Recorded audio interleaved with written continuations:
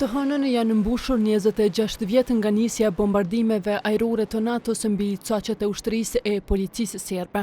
Ndërhyrja e Aleancës së Veriatlantike erdhi si përgjigje ndaj refuzimit të ish-presidentit të Jugosllavisë, Slobodan Milošević, për të nënshkruar marrëveshjen e propozuar nga Bashkësia Ndërkombëtare në Rambuje.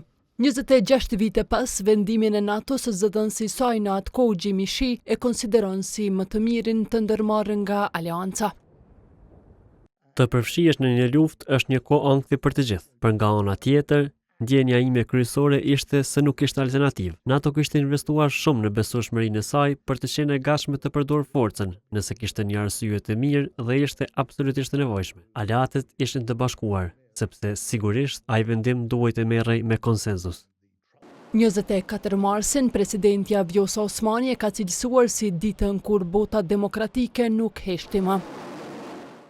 Dita kur aleatët e NATO-s u ngritën kundër së keqes për ta mbrojtur një popull që po luftonte për ekzistencë, i rrezikuar nga regjimi gjenocidal i Serbisë, ishte dita kur ndaj errësirës triumfoi drita e shpresës, nga flaka e sakrificës dhe lufta çlirimtare lindi Kosova e lirë. 26 vjet më pas, Kosova ecën krenare, sovrane dhe palëkundur, drejt së ardhmes më të ndritur.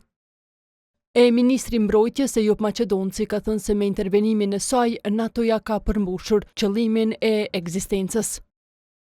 Lufta e UÇK-s dhe intervenimi i NATO-s 26 vite më parë ishte vetmja formë që arriti të jepte fund spastrimit etnik të Kosovës, të ndërpriste vrasjet e fëmijëve, grave, burrave e të moshuarve, dhunime sistematike, djegjet e dëbimet me dhunë dhe me forcë. Prandaj 24 marsi është rreshtim jo vetëm me popullin e Kosovës, por rreshtim edhe me anën e duhur të historisë së njerëzimit, si veprim në mbështetje të vlerave të civilizmit perëndimor, paqes, lirisë dhe demokracisë.